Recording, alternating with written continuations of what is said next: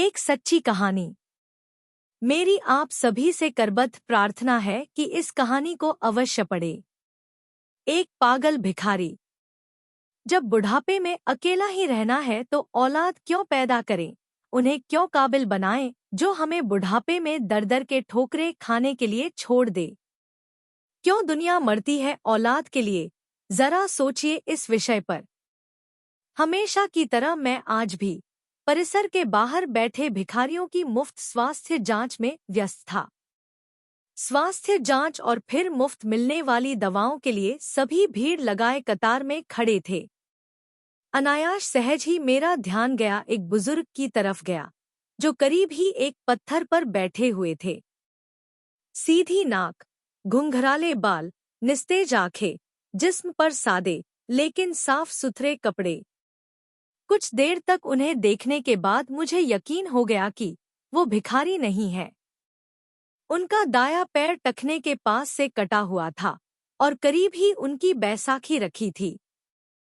फिर मैंने देखा कि आते जाते लोग उन्हें भी कुछ दे रहे थे और वे लेकर रख लेते थे। मैंने सोचा कि मेरा ही अंदाज गलत था, वो बुजुर्ग भिखारी ही है। उत्सुकतावश मैं उनकी तरफ बढ़ा तो कुछ लोगों ने मुझे आवाज लगाई, उसके करीब ना जाए डॉक्टर साहब, वो बूढ़ा तो पागल है। लेकिन मैं उन आवाजों को नजरअंदाज करता, मैं उनके पास गया। सोचा कि जैसे दूसरों के सामने वे अपना हाथ फैला रहे थे, वैसे ही मेरे सामने भी हाथ करेंगे, लेकिन मेरा अंदाज फिर चूक गया। उन्होंने मेरे सामने हाथ नहीं फैलाया। मैं उनसे बोला, बाबा, आपको भी कोई शारीरिक परेशानी है क्या? मेरे पूछने पर वे अपनी बैसाखी के सहारे धीरे से उठते हुए बोले, good afternoon doctor. I think I may have some eye problem in my right eye. इतनी बढ़िया अंग्रेजी सुन मैं अवाक रह गया। फिर मैंने उनकी आंखें देखीं। पका हुआ मोतियाबिंद था उनकी आंखों में। मैंने कहा, मोतियाबिंद है बाबा, ऑपरेशन करना होगा। बुजुर्ग बोले, ओ cataract? I had cataract operation in 2014 for my left eye in Ruby Hospital. मैंने पूछा, बाबा, आप यहाँ क्या कर रहे हैं? बुजुर्ग, मैं तो यहाँ रोज ही 2 घंटे भीख मांगता हूँ सर। मैं, ठीक है, लेकिन क्यों बाबा? मुझे तो लगता है आप बहुत पढ़े लिखे हैं। बुजुर्ग हंसे और हंसते हुए ही बोले, पढ़े लिखे? मैंने कहा, आप मेरा मजाक उड़ा रहे हैं बाबा। बाबा, oh no doc, why would I? Sorry if I hurt you. मैं, हर्ट की बात नहीं है बाबा, लेकिन मेरी कुछ समझ में नहीं आ रहा है। बुजुर्ग, समझकर भी क्या करोगे डॉक्टर? अच्छा, ओके, चलो हम उधर बैठते हैं, वरना लोग तुम्हें भी पागल हो कहेंगे। और फिर बुजुर्ग हंसने लगे। करीब ही एक वीरान टपरी थी। हम दोनों वहीं जाकर बैठ गए। Well doctor, I am mechanical engineer, बुजुर्ग ने अंग्रेजी में ही शुरुआत की। मैं कंपनी में सीनियर मशीन ऑपरेटर था। एक नए ऑपरेटर को सिखाते हुए मेरा पैर मशीन में फंस गया था और ये बैसाखी हाथ में आ गई। कंपनी ने इलाज का सारा खर्चा किया और बाद में कुछ रकम और सौंपी और घर पर बैठा दिया, क्योंकि लंगड़े बैल को कौन काम पर रखता है सर। फिर मैंने उस पैसे से अपना ही एक छोटा सा वर्कशॉप डाला, अच्छा घर लिया। बेटा भी मैकेनिकल इंजीनियर है। वर्कशॉप को आगे बढ़ाकर उसने एक छोटी कंपनी और डाली। मैं चकराया, बोला, बाबा, तो फिर आप यहाँ इस हालत में कैसे? बुजुर्ग, मैं किस्मत का शिकार हूँ। बेटे ने अपना बिजनेस बढ़ाने के लिए कंपनी और घर दोनों बेच दिए। बेटे की तरक्की के लिए मैंने भी कुछ नहीं कहा। सब कुछ बेच बाचकर वो अपनी पत्नी और बच्चों के साथ जापान चला गया और हम जापानी गुड्डे गुड़िया यहाँ रह गए। ऐसा कहकर बाबा हंसने लगे। हंसना भी इतना करुण हो सकता है, ये मैंने पहली बार अनुभव किया। फिर बोला, लेकिन बाबा, आपके पास तो इतना हुनर है कि जहां लात मारे वहां पानी निकाल दे। अपने कटे हुए पैर की ओर ताकते बुजुर्ग बोले, लात? कहाँ और कैसे मारूं? बताओ मुझे। बाबा की बात सुन मैं खुद भी शर्मिंदा हो गया। मुझे खुद बहुत बुरा लगा। प्रत्यक्षतः मैं बोला, बाबा, आज भी आपको कोई भी नौकरी दे देगा, क्योंकि अपने क्षेत्र में आपको इतने सालों का अनुभव जो है। बुजुर्ग, यस डॉक्टर, और इसी वजह से मैं एक वर्कशॉप में काम करता हूँ। 8,000 रुपए तनख्वाह मिलती है मुझे। मेरी तो कुछ समझ ही नहीं आ रहा था। मैं बोला, तो फिर आप यहाँ कैसे? बुजुर्ग, डॉक्टर, बेटे के जाने के बाद मैंने एक चौल में एक टीन की छत वाला घर किराए पर लिया। वहां मैं और मेरी पत्नी रहते हैं। उसे पैरालिसिस है, उठ बैठ भी नहीं सकती। मैं 10 से 5 नौकरी करता हूँ। शाम 5 से 7 इधर भीख मांगता हूँ और फिर घर जाकर तीनों के लिए खाना बनाता हूँ।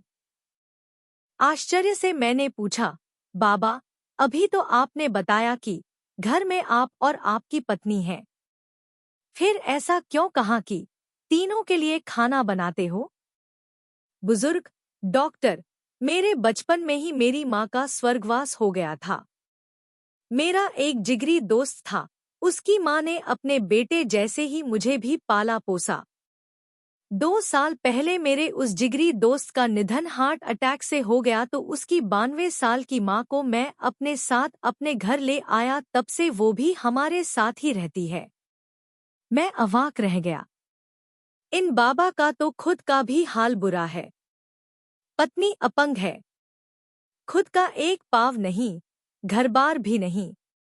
जो था वो बेटा बेचकर चला गया और ये आज भी अपने मित्र की माँ की देखभाल करते हैं। कैसे जीवट इंसान है ये। कुछ देर बाद मैंने सामान्य स्वर में पूछा, बाबा, बेटा आपको रास्ते पर ले आया, ठोकरे खाने को छोड़ गया। आपको गुस्सा नहीं आता उस पर? बुजुर्ग, नो नो डॉक्टर, अरे वो सब तो उसी के लिए कमाया था, जो उसी का था उसने ले लिया। इसमें उसकी गलती कहाँ है? लेकिन बाबा, मैं बोला, लेने का ये कौन सा तरीका हुआ भला? सब कुछ ले लिया। ये तो लूट हुई। अब आपके यहाँ भीख मांगने का कारण भी मेरी समझ में आ गया है बाबा। आपकी तनख्वाह के 8,000 रुपयों में आप तीनों का गुजारा नहीं हो पाता आता, इसीलिए आप यहाँ आते हो। बुजुर्ग, no, you are wrong doctor. 8,000 रुपए में मैं सब कुछ मैनेज कर लेता हूँ। लेकिन मेरे मित्र की जो माँ है, उन्हें डायबिटीज और ब्लड प्रेशर दोनों है। दोनों बीमारियों की दवाई चल रही है उनकी। बस 8,000 रुपए में उनकी दवाइयाँ मैनेज नहीं हो पाती।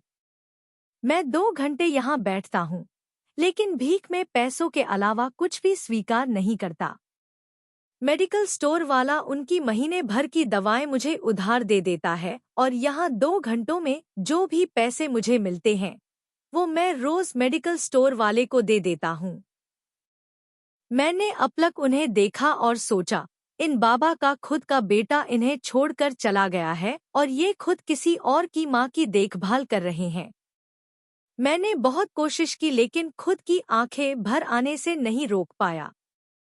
भरे गले से मैंने फिर कहा, बाबा, किसी दूसरे की माँ के लिए आप यहाँ रोज भीख मांगने आते हो? बुजुर्ग, दूसरे की? अरे, मेरे बचपन में उन्होंने बहुत कुछ किया मेरे लिए। अब मेरी बारी है। मैंने उन दोनों से कह रखा है कि 5 से 7 मुझे एक काम और मिला है। मैं मुस्कुराया और बोला, और अगर उन्हें पता लग गया कि 5 से 7 आप यहाँ भीख मांगते हो, तो? बुजुर्ग, अरे कैसे पता लगेगा? दोनों तो बिस्तर पर हैं। मेरी हेल्प के बिना वे करवट तक नहीं बदल पाती। यहाँ कहाँ पता करने आएंगी? हाँ, हाँ। हाँ, बाबा की बात पर मुझे भी हंसी आई, लेकिन मैं उसे छिपा गया और बोला, बाबा, अगर मैं आपकी माँ जी को अपनी तरफ से नियमित दवाएं दूं तो ठीक रहेगा ना? फिर आपको भीख भी नहीं मांगनी पड़ेगी। बुजुर्ग, नो डॉक्टर, आप भिखारियों के लिए काम करते हैं। माजी के लिए आप दवाएं देंगे तो माजी भी तो भिखारी कहलाएंगी। मैं अभी समर्थ हूँ डॉक्टर, उनका बेटा हूँ मैं। मुझे कोई भिखारी कहे तो चलेगा, लेकिन उन्हें भिखारी कहलवाना मुझे मंजूर नहीं। ओके डॉक्टर, अब मैं चलता हूँ।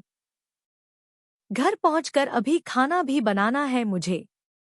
मैंने निवेदन स्वरूप बाबा का हाथ अपने हाथ में लिया और बोला, बाबा, भिखारियों का डॉक्टर समझकर नहीं बल्कि अपना बेटा समझकर मेरी दादी के लिए दवाएं स्वीकार कर लीजिए। अपना हाथ छुड़ाकर बाबा बोले, डॉक्टर, अब इस रिश्ते में मुझे मत बांधो, प्लीज, एक गया है, हमें छोड़कर। आज मुझे स्वप्न दिखाकर कल तुम भी मुझे छोड़ गए तो? अब सहन करने की मेरी ताकत नहीं रही। ऐसा कहकर बाबा ने अपनी बैसाखी संभाली और जाने लगे, और जाते हुए अपना एक हाथ मेरे सिर पर रखा और भर भराई ममतामयी आवाज में बोले, अपना ध्यान रखना मेरे बच्चे। शब्दों से तो उन्होंने मेरे द्वारा पेश किए गए रिश्ते को ठुकरा दिया था, लेकिन मेरे सिर पर रखे उनके हाथ के गर्म स्पर्श ने मुझे बताया कि मन से उन्होंने इस रिश्ते को स्वीकारा था। उस पागल कहे जाने वाले मनुष्य के पीठ फेरते ही मेरे हाथ अपने आप प्रणाम की मुद्रा में उनके लिए जुड़ गए। हमसे भी अधिक दुखी, अधिक विपरीत परिस्थितियों में जीने वाले ऐसे भी लोग हैं।